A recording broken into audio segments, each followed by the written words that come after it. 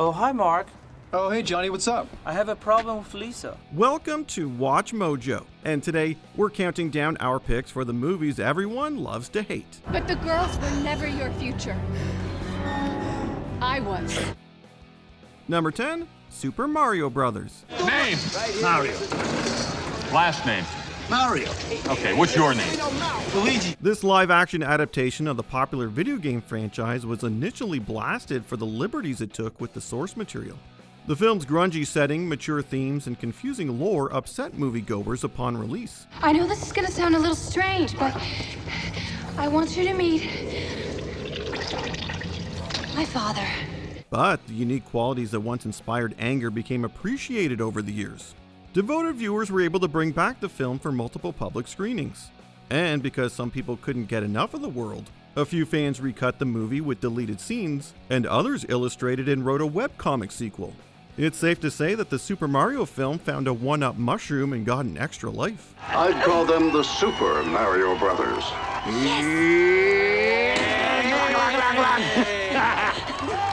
It's open. Number 9, Cats. So, what's your name?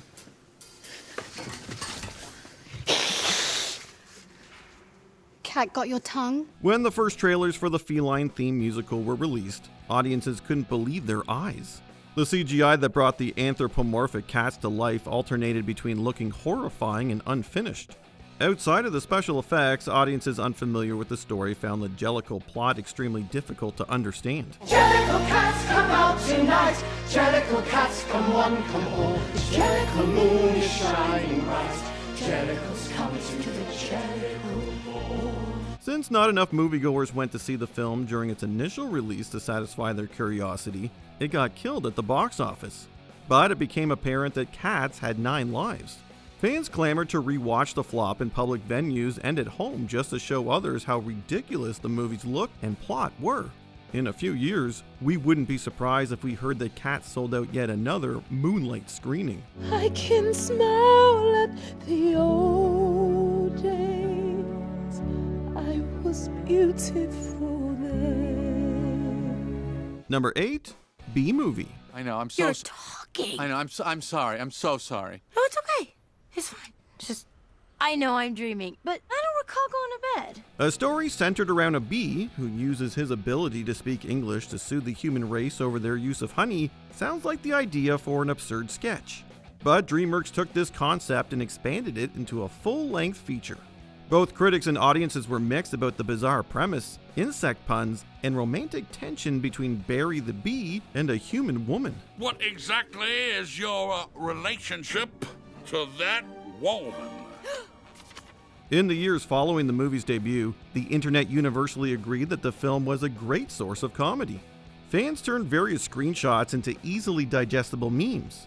Additionally, videos where the story was sped up to impossible to comprehend speeds became popular. The second win the B-movie gained online increased the buzz for the once dismissed feature. You're a lifesaver, Barry. Can I help? Who's next? Who's next? All right, scramble jocks, it's time to fly. Number 7, Jack and Jill. How we doing?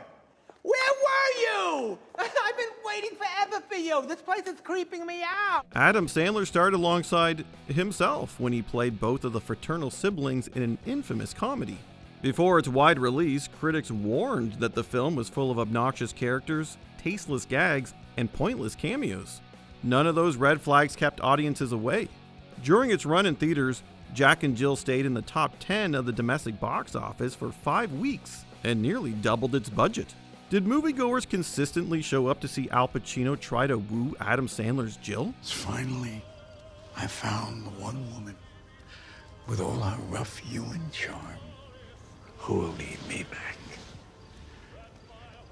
to sanity. We can't tell for sure. But since Jack and Jill became the first film to sweep the Razzies, we're assuming people weren't going in expecting a great comedy. Oh, will you just stop it already? It was just a date. Why do you put so much pressure on me? Number 6, Sharknado. We're not gonna all fit in here. We can't fly in these storms. Then what are we gonna do? We're gonna stand and fight. We can't just wait here and wait for sharks to rain down on us again. While sci-fi has released a number of strange animal pictures over the years, none of them took the world by storm like Sharknado did. As advertised on the tin, the original film followed a ragtag group of survivors who tried to avoid being consumed by hurricanes of wind and teeth. Audiences ate up the cheap effects and corny dialogue. They took my grandfather. So I really hate sharks. Now I really hate sharks too. The performances were also celebrated for being perfectly campy. And after Sharknado broke viewership records for Sci-Fi, the channel quickly focused on greenlighting follow-ups. A total of 5 sequels and 3 spin-offs have been released since the original film blew into town. While the later films have followings of their own, the original Sharknado deserves credit for spawning a franchise. Oh my god, there's just too many of them! We're gonna need a bigger chopper. Number 5, Morbius. As a result of my procedure, I have an overpowering urge to consume blood. Human blood. The tale of an ill doctor whose cure turns him into a vampire should have made for a dark and tragic narrative. But critics and audiences saw the story as one big joke. Outside of the questionable CGI and hammy villain, Jared Leto's Morbius was criticized for his flat delivery. You shouldn't be here. I didn't kill your son, or the place, or any of those people. Shortly after the film bombed at the box office, a widespread amount of internet memes and joke hashtags on Twitter kept the film in the pop culture conversation. Sony executives were so convinced that the popularity translated to good returns that they re-released Morbius in theaters. 2 years after it flopped for a second time, history repeated itself when the company's Madam Web movie was ridiculed and watched by jaded moviegoers. She really is trying her best to keep me from working. Not when I'm this close, but I'm not gonna let her do that. Why did you hate me so much? Number 4, Showgirls. Where are you from? Back east. From where back east?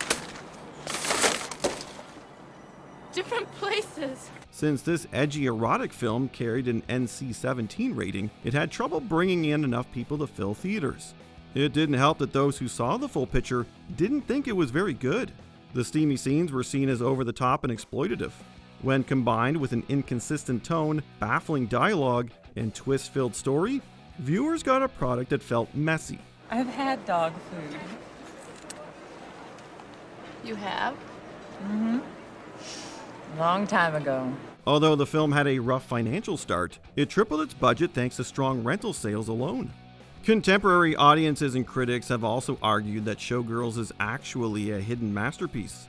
Whether viewers revisit the film because they believe it's silly or stupendous, it's likely the movie will continue to bask in its own unique spotlight for years to come. Nomi's got heat. Does she now?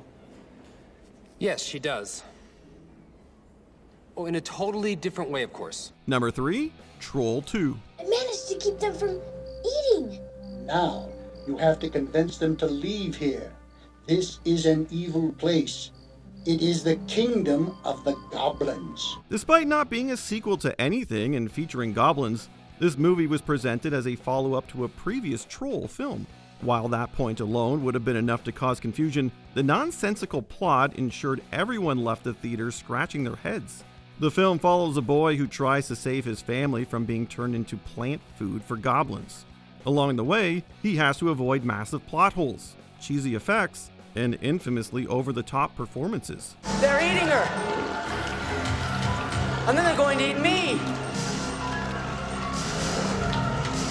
Oh my God!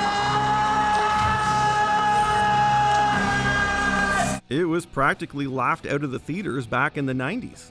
But just 2 decades later, audiences were seen embracing Troll 2 at screenings and fan events. A film entitled Best Worst Movie chronicles how the poorly named flick became a bona fide cult classic. You just never realized that it reached as many people as it did. Oh my God, wow. Number 2, Plan 9 from Outer Space. Why is it so important that you want to contact the governments of our Earth? Because of death. Because all you of Earth are idiots! In Ed Wood's sci-fi epic, aliens cause a zombie outbreak on Earth to stop humanity from wreaking havoc across the universe. This intriguing premise wasn't taken seriously due to the movie's spotty quality. The film was ridiculed for its cheap production design and its reliance on footage from other works. While its low quality and odd plot didn't grab audiences at first, Plan 9 continues to fascinate viewers today. We will not fail. Everything is on our side. Not everything. You do not have the live Earth people. Multiple documentaries, books, and even an Oscar-winning biopic all painted vivid pictures of how this film got made. The movie has also been referenced in too many pop culture productions to count. Like the zombies featured in the story, Plan 9 refuses to stay dead. What do you suppose that noise was? Whatever it was, it's no more strange than the other things happening around this cemetery. Before we unveil our top pick, here are a few honorable, or in this case, dishonorable mentions. Reefer Madness. This over-the-top PSA inspired a satirical stage show and hilarious musical. Or yours. Or yours. Or yours. Freddy Got Fingered. Tom Green's boundary-pushing comedy has managed to find fans over the years. I saved the day. Seems like they got a problem with heroes around here or something. I saved the day, Betty. Grease 2. The once loathed musical has managed to find its footing among audiences.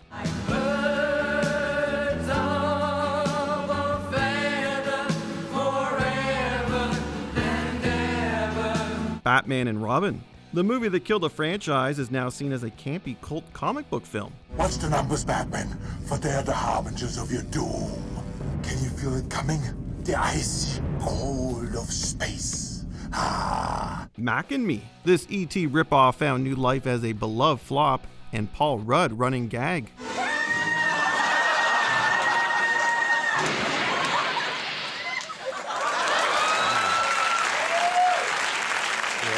Before we continue, be sure to subscribe to our channel and ring the bell to get notified about our latest videos. You have the option to be notified for occasional videos or all of them. If you're on your phone, make sure you go into your settings and switch on notifications.